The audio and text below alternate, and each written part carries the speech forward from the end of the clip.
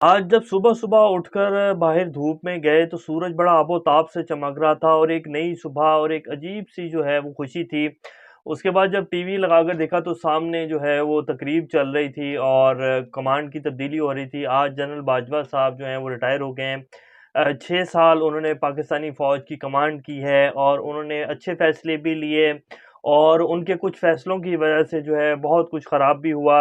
ये हमारी अपनी ज़ाती राय है। लेकिन आज फ़ौज की कमान जो है वो तब्दील हो गई और जनरल आसिम मुनीर साहब के हाथ में छड़ी आ गई। जनरल बाजवा साहब ने आज अपने ऑफ़िशियल जो उनका ख़िताब था उसमें आखिरी ख़िताब में क्या कहा वो भी आपके सामने रखेंगे और कुछ दीगर ख़बरें हैं वो उनके बारे में भी आपके सामने तफ़सीलात रखेंगे, जिसमें सबसे इम्पोर्टेंट ख़बर तो ये है कि नून लीग ने ये फ़ैसला कर लिया है कि जी हम किसी सूरत पंजाब की हुकूमत जो है वो गिरने नहीं देंगे, असम्बलियाँ तहलील नहीं करने देंगे। उससे पहले यहाँ तो हम गवर्नर राज लगा देंगे, या फिर हम जो है अदम एतमाद पेश करके और परवेज़ इलाही साहब को फ़ारिग कर देंगे और दोबारा से हमज़ा शहबाज साहब जो हैं वो वज़ीर आला बन जाएँगे। तो क्या हमज़ा शहबाज साहब का ये ख्वाब पूरा हो सकेगा और पंजाब की असम्बलियाँ तहलील नहीं हो पाएँगी?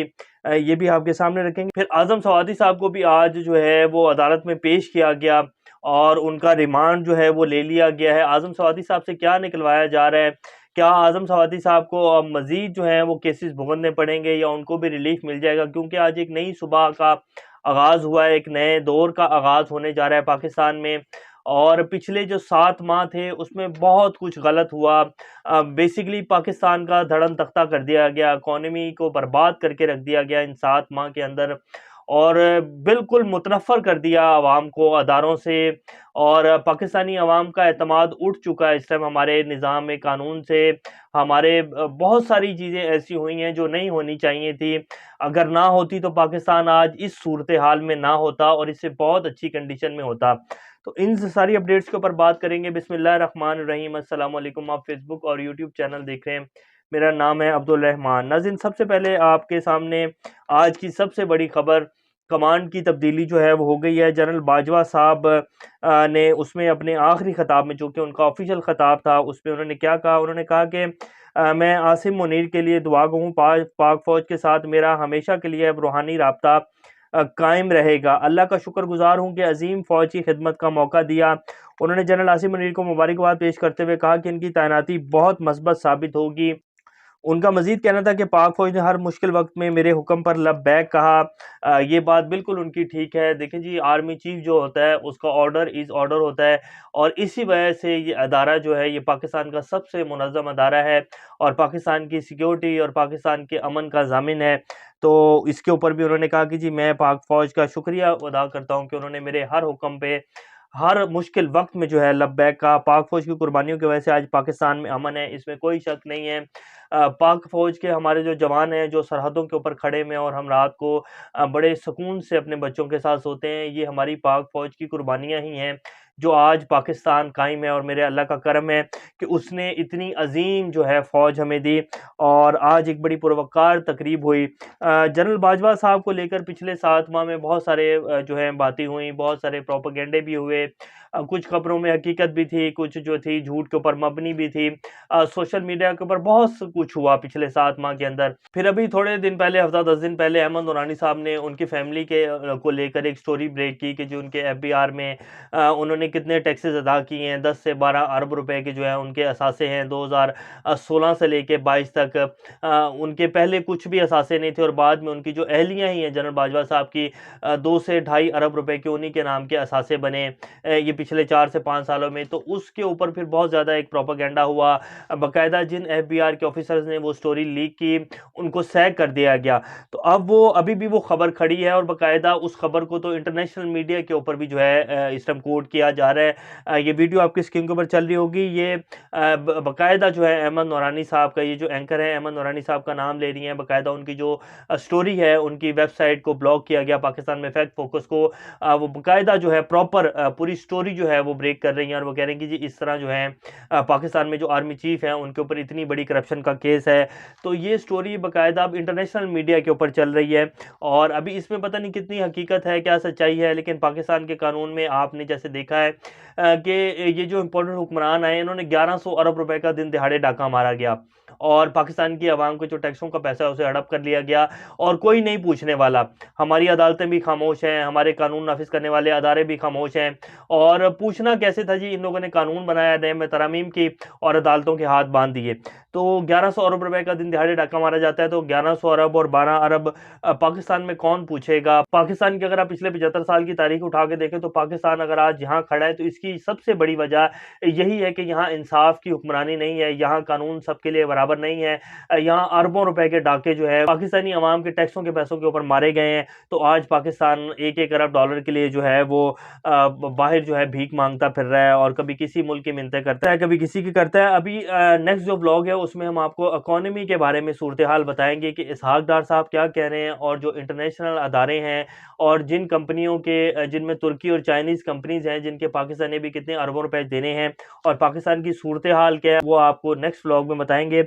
लेकिन अब हम अपनी दूसरी खबर पर आ जाते हैं जिसमें नून लीग की तरफ से जी आज इजलास बुलाया गया पार्लिमानी पार्टी का, जिसमें सुबह पंजाब में मुस्लिम लीग नून ने सूबाई असम्बली तहलील करने के पाकिस्तान तहरीक इंसाफ के मनसूबे को नाकाम बनाने के लिए तमाम दस्तयाब हरबे इस्तेमाल करने का असूली फैसला किया है। ये हमजा शहबाज साहब हैं, उनके ज़ेर क़यादत ये सारा इजलास हुआ है और जिसमें बड़े अहम फैसले लिए गए हैं। उसमें कहा है कि जी हम परवेज़ इलाही के खिलाफ अदम एतमाद की तहरीक पेश करेंगे, वरना राज लगाने के ऊपर भी हम जितना कानूनी रास्ते हैं उनके ऊपर गौर कर रहे हैं। गवर्नर की जानिब से वज़ीर आला से एतमाद का वोट लेने के इम्कानात पर भी गौर किया गया। आज इस इजलास में अदालत उज़्मा से दरख्वास्त की गई कि वो वज़ीर आला पंजाब के इलेक्शन केस में अपने फैसले के खिलाफ हमजा शहबाज की नज़रसानी दरख्वास्त की केस की समाअत करे और इसी फैसले की दरख्वास्त को जो है वो सुप्रीम कोर्ट से भी रुजू कर रहे हैं कि जी ये जो हमारी नज़रसानी दरख्वास्त है इसके ऊपर जल्द समाअत जो है वो की जाए और इसके ऊपर फैसला किया जाए। और इनका ये कहना था कि जी जो वज़ीर आला पंजाब साहब का सारा वो उस दिन हुआ और परवेज़ इलाही साहब वज़ीर आला बने तो वो जो इलेक्शन हुआ उस दिन उसमें जो वोट काउंट हुए वो सारे गलत थे और वो नहीं बन सकते थे। तो उसके ऊपर नज़रसानी दरख्वास्त की गई थी जिसको पहले तो उन्होंने कहा कि जी नहीं सुनी जा सकती और अब जो है दोबारा कह रहे हैं कि जी दोबारा इस दरख्वास्त को सुने और सुप्रीम कोर्ट भी जा रहे हैं। तो क्या ये इनके ये सब कुछ करने से पंजाब असम्बली को ये तहलील होने से बचा लेंगे? तो इसकी अगर हकीकत में अगर आप लोग देखें तो 99% चांस नहीं है कि ये पंजाब असम्बली को तहलील होने से बचा लेंगे। गवर्नर राज की ऑप्शन तो बिल्कुल भी नहीं है। गवर्नर राज जो है वो बड़ी टेंशन वाली सूरत हाल में लगता है। कोई मुल्क में इमरजेंसी हो, कोई मुल्क में हंगामे हुए हों, कोई मुल्क में खाना जंगी की सूरत हाल बनी हो खुदा ना खास्ता, तब जो है गवर्नर राज लगाया जाता है। ऐसे ही गवर्नर राज नहीं लगा, मुल्क जो है वो ठीक चल रहा है, कोई भी ऐसी सूरत हाल का सामना नहीं है पाकिस्तान को कि अब गवर्नर राज लगा दिया जाए।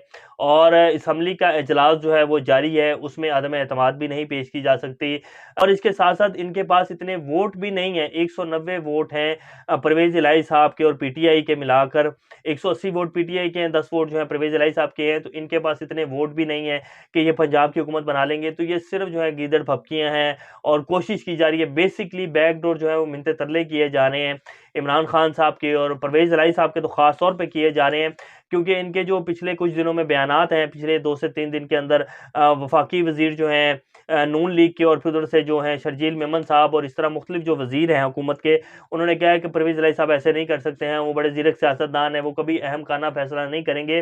तो बेसिकली मिन्नतें तरले जो हैं वो किए जा रहे हैं कि जी आप असम्बलियाँ ना तोड़ें, हमें अपनी कुछ जो है इज़्ज़त बहाल कर लेने दें, कुछ हमें इकॉनमी को जो है सेट कर लेने दें ताकि हमें भी कुछ वोट मिल जाएँ।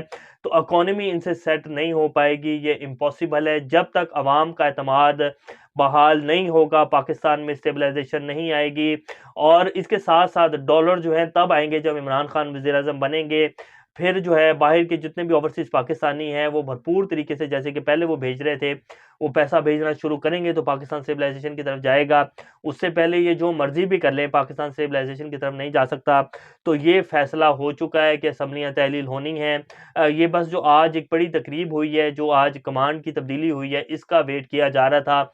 अब आने वाले 2, 4, 5, 10 दिन जो हैं इसमें बहुत सारी चीज़ें जो है आपके सामने आ जाएँगी और उन्होंने तो कल फवाद चौधरी साहब ने असम्बलियाँ तोड़ने की तस्दीक कर दी है। अब तो सिर्फ डेट का अनाउंस करना है उन्होंने और साथ उन्होंने ये भी कहा, तो कल उन्होंने ये तो कन्फर्म कर दिया कि जी अब असम्बलियाँ तो हम तहलील करेंगे और इलेक्शन होंगे। हाँ, इलेक्शन अभी 2-3 माह बाद नहीं तो 4 या 5 माह बाद होंगे, लेकिन इलेक्शन ज़रूर होंगे। बेसिकली उन्होंने थोड़ा-सा ढील दी है नून लीग को और ये कहा है कि जी आप हमारे साथ इलेक्शन के ऊपर बात करें, हमें तारीख दें और उसके बाद जो अबूरी सेटअप है उसको 3 माह नहीं तो 4 माह, 5 माह तक लेके जाने के लिए हम तैयार हैं। लेकिन जो है तारीख अनाउंस करें। आप अगर सोच रहे हैं कि जी हम इलेक्शन ही नहीं देंगे, हम असेंबलियों की मुद्दत बढ़ा लेंगे, तो ये आपकी जो है सारी खामख्याली है। इसके ऊपर जो है बात नहीं होगी और असेंबलियाँ तहलील होने जा रही हैं, ये अब आप आहिस्ता-आहिस्ता देखेंगे। 2, 4, 5, 10 दिन हैं। बहुत सारी सूरत-ए-हाल जो है वो आहिस्ता-आहिस्ता अच्छाई की तरफ जाएगा पाकिस्तान। आज़म सवाती साहब का जी 4 रोज़ का रिमांड जो है वो मज़ीद दे दिया गया है। एफआईए की तरफ से जब उन्हें पेश किया गया तो उनका 8 रोज़ा रिमांड की जो है इस्तदा की गई, लेकिन उसको मुस्तरद कर दिया गया और 4 रोज़ा रिमांड जो है वो दिया गया है। अब एक 74-75 साला शख्स है, उसने सिर्फ तनकीद की है, ट्वीट किया और उसके ऊपर जो है पता नहीं क्या 4 रोज़ के रिमांड में उनसे निकालने की कोशिश की जाएगी। बहरहाल ये भी जो अब केस है मुश्किल ही है कि ये आगे चल पाएँगे और अब जो एक बड़ी अजीब-सी फ़िज़ा थी पाकिस्तान में और मारो, पकड़ो, आवाज़ें बंद करो, गला दबा दो, ज़ुबान को गुद्दी से खींच कर निकाल लो। तो ये सारा जो एक माहौल बना हुआ था, अब इसमें आहिस्ता-आहिस्ता बल्कि बहुत तेज़ी से ये सारी चीज़ें जो है तब्दील होंगी और इंशाल्लाह पाकिस्तान बेहतरी की तरफ जाएगा। अभी तक के लिए इतना ही। अपना और इस चैनल का ख़्याल रखिएगा। अल्लाह हाफ़िज़।